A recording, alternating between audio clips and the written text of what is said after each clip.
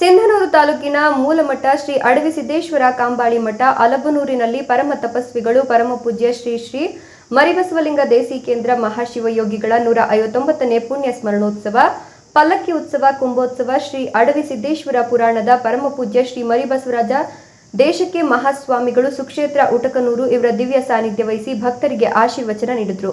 ನಂತರ ಮಾಧ್ಯಮದವರ ಜೊತೆ ಮಾತನಾಡಿದ ಶ್ರೀಗಳು, ಅಲಬನೂರಿನ ಶ್ರೀ ಅಡವಿ ಸಿದ್ದೇಶ್ವರ ಮೂಲಮಠದಿಂದ ಅಲಬನೂರಿನ ಭಕ್ತರು ಶ್ರೀ ಅಡವಿ ಸಿದ್ದೇಶ್ವರ ಸುಕ್ಷೇತ್ರ ಉಟಕನೂರು ಮಠಕ್ಕೆ ನೂತನ ತೇರನ್ನು ಮಾಡಿಸಿಕೊಡೋದಾಗಿ ಭಕ್ತರು ಒಪ್ಪಿಕೊಂಡಿದ್ದಾರೆ.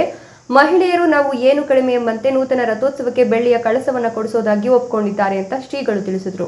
ಶ್ರೀ ಅಡವಿ ಸಿದ್ದೇಶ್ವರ ಪುರಾಣವು ದಿನಾಂಕ 9/4/2024 ಮಂಗಳವಾರದಿಂದ 23/4/2024 ಮಂಗಳವಾರದವರೆಗೆ ಪುರಾಣ ವಾಚಕರಾದ ವೇದಮೂರ್ತಿ ವೈದ್ಯ ಶ್ರೀ ಶರಭಯ್ಯ ಸ್ವಾಮಿ ಗಣಾಚಾರಿ ಬಳಗನೂರು, ಸಂಗೀತ ವೇದಮೂರ್ತಿ ಶಂಕರಯ್ಯ ಸ್ವಾಮಿ ಕಂಬಾಳಿ ಮಠ ಬಾಗಲಕೋಟೆ, ತಬಲ ವಾದಕರಾದ ಶ್ರೀ ಶಾಂತಯ್ಯ ಹಿರೇಮಠ ಗದಗ ಇವರ ಶುಶ್ರಾವ ಸಂಗೀತದೊಂದಿಗೆ ಜರುಗುವುದೆಂದು ಮಠದ ಪೀಠಾಧಿಪತಿಗಳಾದ ಪರಮ ಪೂಜ್ಯ ಶ್ರೀ ಮರಿಬಸವರಾಜ ಕೇಂದ್ರ ಮಹಾಸ್ವಾಮಿಗಳು ಸುಕ್ಷೇತ್ರ ಉಟಕನೂರು ತಿಳಿಸಿದರು. ಈ ಪುರಾಣ ಕಾರ್ಯಕ್ರಮದಲ್ಲಿ ಸುತ್ತಮುತ್ತಲ ಗ್ರಾಮಗಳ ಭಕ್ತರು, ಊರಿನ ಸಾವಿರಾರು ಭಕ್ತರು ಉಪಸ್ಥಿತರಿದ್ದರು. Mahantesha Diddigi, NKS TV4 Manvi.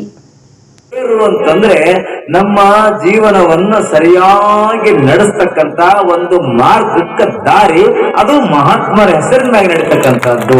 ಅದಕ್ಕಾಗಿ ಆ ತೇರಿಗಾಗಿ ನೀವೆಲ್ಲರೂ ಕೂಡ ಬಹಳಷ್ಟು ಮಂದಿ ಮುಕ್ತವಾಗಿ ಈಗಾಗಲೇ ಬಹಳಷ್ಟು ತಮ್ಮ ಕಾಣಿಕೆಗಳನ್ನು ಈಗಾಗಲೇ ಕೊಟ್ಟಿದ್ದೀರಿ, ಬಹಳಷ್ಟು ಜನ ಹೆಸರು ಬರ್ಸಿದಿರಿ, ಈಗಾಗಲೇ ನಗದಾಗಿನೂ ಕೂಡ ಕೊಟ್ಟಿದ್ರಿ. ಇನ್ನು ಏನ್ ಕೊಡ್ಬೇಕಂತಕ್ಕಂಥವ್ರು ಆದಷ್ಟು ತೀವ್ರತರವಾಗಿ, ಯಾಕಂದ್ರ ನಾವು ಒಂದಿಷ್ಟು ಲಿಮಿಟ್ ಅದ, ಇಷ್ಟ ಸಾಕಪ್ಪ ಅಂದಿವ್ರಿ.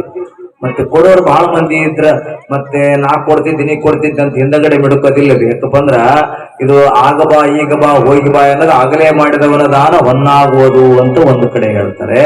ಮತ್ ಇನ್ನೊಂದೇನಂದ್ರ ದಾನ ಪಡೆಯೋರು ಬೇಕಲ್ಲ, ಆ ಒಂದು ಅವಕಾಶಗಳಿಂದ ವಂಚಿತರಾಗಲಾರ್ದಂಗ ಆದಷ್ಟು ತೀವ್ರತರ ಯಾರ್ಯಾರು ಕೊಡ್ಬೇಕಂತ ಮನಸ್ಸಿನಾಗ ಇಟ್ಕೊಂಡ್ರಿ, ಹೊರಗೆ ತೆಗೆದಾಕಿ ಜಲ್ದಿ ಕೊಟ್ಟು ಬಿಡ್ರಿ. ಸುಮ್ಮನೆ ಕೇಳಿಸಿಕೊಳ್ಳಾರ್ದಂಗ ಕೊಟ್ರ ಹಾಲು ಕೊಟ್ಟಂಗ, ಕೇಳಿದ ಮೇಲೆ ಕೊಟ್ರ ನೀರು ಕೊಟ್ಟಂಗಂತ, ಕೇಳಿದ ಮೇಲೂ ಕೊಡ್ಲಲ್ಲ ಹೋಗಾಕಪ್ಪ ನಾವು ಹೋಗಿ ಅಂದ್ ರೊಕ್ಕಂಗಂತ ಯಾವ್ದನ್ನ ಆರಿಸಿಕೊಡ್ರಿ. ಹಿಂಗ ಈ 3 ತರದ ದಾನ ಇರ್ತದೆ.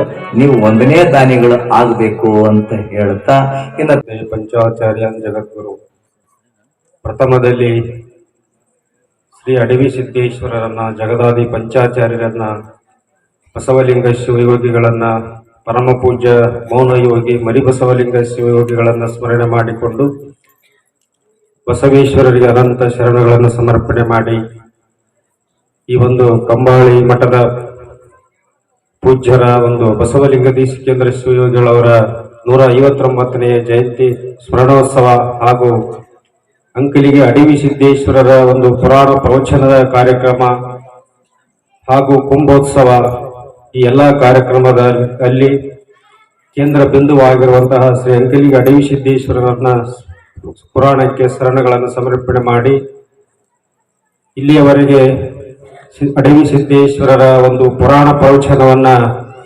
ತಮ್ಮೆಲ್ಲರಿಗೆ ಜ್ಞಾನಾಮೃತವನ್ನ ಉಣಬಡಿಸಿರುವಂತಹ ವೇದಮೂರ್ತಿ ಶರಭಯ್ಯ ಶಾಸ್ತ್ರಿಗಳೇ, ಸಂಗೀತ ಕಲಾ ಬಳಗವೇ, ಸಮಸ್ತ ತಾಯಂದರೇ, ಸದ್ಭಕ್ತರೇ ಹಾಗೂ ಪತ್ರಕರ್ತರೇ, ಇಲ್ಲಿಯವರೆಗೆ ತಾವೆಲ್ಲರೂ ಕೂಡ ಅಡವಿ ಸಿದ್ದೇಶ್ವರರ ಒಂದು ಚರಿತ್ರೆಯನ್ನ ಕೇಳಿದೆ.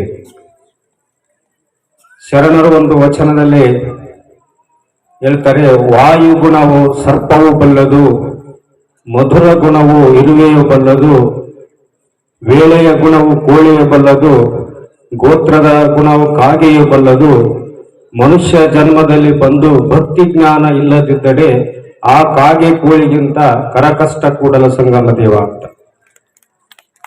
ಯಾಕೆ ಅಂತಂದ್ರೆ ಪಶು ಪಕ್ಷಿ ಪ್ರಾಣಿಗಳ ಆದಿಯಾಗಿ ಒಂದೊಂದು ವಿಶೇಷ ಗುಣಗಳನ್ನು ಹೊಂದಿದ್ದಾರೆ ಅಂತೇಳಿ ವಚನದಲ್ಲಿ ಹೇಳ್ತಾರೆ. ಯಾವ ರೀತಿಯಾಗಿ ವಾಯುಗುಣ ಸರ್ಪವು ಬಲ್ಲದಂತೆ, ಅದು ಸರ್ಪ ಏನು ಮಾಡುತ್ತಂದ್ರೆ ಗಾಳಿಯ ಮುಖಾಂತರವಾಗಿ ಚಲನೆ ಆಗುತ್ತಂತೆ. ಅಂದ್ರೆ ಅದು ಗಾಳಿಯ ಒಂದು ಆಹಾರ ಅದಕ್ಕೆ, ಹಾಗೂ ಚಲನವಲನ ಗಾಳಿಯ ಮುಖಾಂತರವಾಗಿ ಆಗುತ್ತಂತೆ. ಹಾಗೆ ಮಧುರ ಗುಣವು ಇರುವೆ ಬಲ್ಲದು ಅಂತ ಹೇಳ್ತಾರೆ. ಏಕೆ ಅಂತಂದ್ರೆ ಮಧುರ ಅಂದ್ರೆ ಸಿಹಿ, ಆ ಗುಣವನ್ನ ಇರುವೆ ಮಾತ್ರ ಬಲ್ಲದು ಅಂತ.